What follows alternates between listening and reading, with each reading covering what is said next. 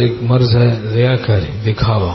ہم لوگوں میں دکھاوا ہے، دکھاوے کا سبب ہو بجا ہے. ریا یہ گناہ کبیرہ ہے، دکھاوا. اس سے عمل تو ضائع ہوتا ہی ہوتا ہے اور گناہ کبیرہ بھی ہے. تو ریا سے بچنے کی فکر ہو. اپنے اعمال کو ہم گاتے نہ پھریں. میں اتنے سپارے تلاوت کرتا ہوں. خدمت کرتے ہیں بعض مخلوق خدا کی، کرنی بھی چاہیے. مخلوق خدا کی، خلق خدا کی خدمت خوب کرنی چاہیے. خدمت سے خدا ملتا ہے. لیکن ریاکاری اور دکھاوا، اس سے ہم لوگ کم ہیں جو بچتے ہیں. دکھاوا اور ریا یہ گناہ کبیرہ ہے اور اس سے عمل غارت ہو جاتا ہے. حدیث شریف میں مضمون ہے دائیں ہاتھ سے دو، بائیں کو بھی خبر نہ ہو. تو اس کو جو دائیں سے دے بائیں کو بھی خبر نہ ہو، بائیں ہاتھ کو، یعنی کمال اخلاص ہو تو اس کو عرش کا سایہ ملے گا جب اور کوئی سایہ نہیں ہوگا. اب ہم لوگ خرچ کر کے پھر گاتے پھرتے ہیں، لوگوں کو بتاتے پھرتے ہیں بھائی ایسے فلاں کی مدد کی، فلاں کی مدد کی. اس کا کیا فائدہ؟ سارا عمل ہی برباد ہو جاتا ہے. کوئی بھی ہم عمل کریں کسی کو بھی نہیں پتا چلے زندگی بھر، کسی کو خبر ہی نہ ہو، خدا کو خبر ہے، تو اس میں کیا نقصان ہے؟ کوئی بڑے سے بڑا عمل کرے، کوئی پوری سلطنتیں صدقہ کر دے اللہ کے راستے میں، اور کسی کو بھی پتہ نہ چلے اور خدا کو پتہ ہے، تو اس میں نقصان کیا ہے؟ اچھا ساری دنیا کو پتہ چل جائے تو اس میں فائدہ کیا ہے؟ چونکہ کام بگڑی تو خدا کو بنانی، جنت تو خدا کو دینی ہے اور نفع تو ان کو پہنچانا ہے، اور یعنی وہ انہی کے اختیار میں، انہی کی مشیت سے نظام کائنات چلتا ہے. ہر طرح کا نفع اور نقصان حق تعالی کے قبضہ قدرت میں. تو موحد ہو جانے میں بڑی عافیت، بڑا سکون ہے، بڑا سرور ہے اور بڑی یکسوئی ہے. طاعت میں قصد کرنا کہ لوگوں کی نظر میں میری قدر ہو جائے، کہ ریا ہے. اور دکھاوا اور ریاکاری نام ہے لوگوں کو دکھانے کا، نہ کہ لوگوں کے دیکھنے کا. نیک اعمال دیکھنے کا نام نہیں. لوگ دیکھ لیں تو کوئی ایسی بات نہیں پریشانی کی، لیکن دکھا کے نہیں کرنا ہے اور اعمال کر کے جتانا نہیں ہے. اور ہمارے شیخ رحمۃ اللہ نے فرمایا وسوسہ ہے، ریا اور ہے، ریا اور ہے. بعض اوقات مکھی آئینے کے اوپر بیٹھتی نظر اندر آتی ہے، تو ریاکاری دکھاوا نہیں ہوتا، وسوسہ ہے ریا ہوتا ہے. لیکن سالک سمجھتے ہیں ریا تو پریشان ہوتا. وہ مسلم بتاتا، شیخ بتاتا بھائی وسوسہ ہے، ریا ہے. وسوسوں کا علاج خواہ کبر کا ہو، عجب کا ہو، ریا کا ہو، کیسا ہی وسوسہ ہو، اس کا علاج عدم التفات، توجہ نہ کرنا، اپنے حال پہ چھوڑنا، عدم التفات کرنا.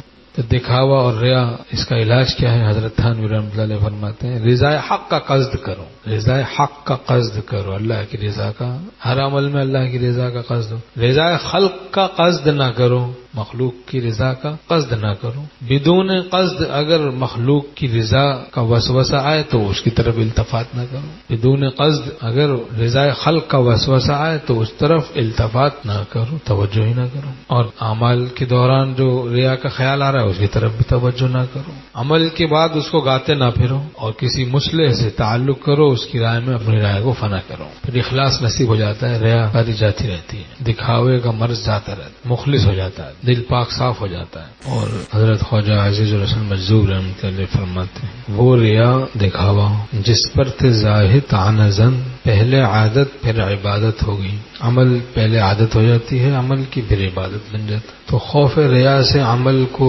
نہیں چھوڑنا چاہیے. خودرائی بھی ہلاکت میں ڈالتی ہے. یہ بعض اناڑی پیر بھی مریدوں کو مروا دیتے ہیں. ہمارے بزرگوں نے فرمایا کہ ریا کے خوف سے عمل کو نہ چھوڑو، عمل کرتے رہو، عادت بن جائے گا، عبادت بن جائے گی، وہ عادت عبادت بن جائے گی. جو اسم سے چلے تو مسمى تک آ گئے. وہ ریا جس پر تھے زاہد تعنزن، پہلے عادت پھر عبادت ہو گئی. ہمارے شیخ رحمۃ اللہ علیہ نے فرمایا کہ ریاکاری اور دکھاوا لوگوں کے دیکھنے کا نام نہیں ہے کہ لوگ ہمارے اعمال کو دیکھ رہے ہیں. لوگوں کو دکھانے کا نام ہے. وہ دیکھ لیں تو دیکھ لیں، ہمارا کیا جا رہا ہے. وہ دیکھتے ہیں تو دیکھتے رہیں. مخلوق کو شجر و حجر کی طرح سمجھو، بزرگوں نے فرمایا. درختوں سے نہ چھپاتا ہے نہ دکھاتا. پہاڑوں کو پتھروں کو آدمی اعمال نہ دکھاتا ہے نہ چھپاتا ہے. درختوں کو کیا دکھائیں، پہاڑوں کو کیا دکھائیں اور کیا ان سے چھپائیں. تو ایسے ہی جب آدمی کی توجہ خدا کی طرف ہو جاتی دل کی تو پھر وہ مخلوق پرست نہیں رہتا، خدا پرست ہوتا ہے.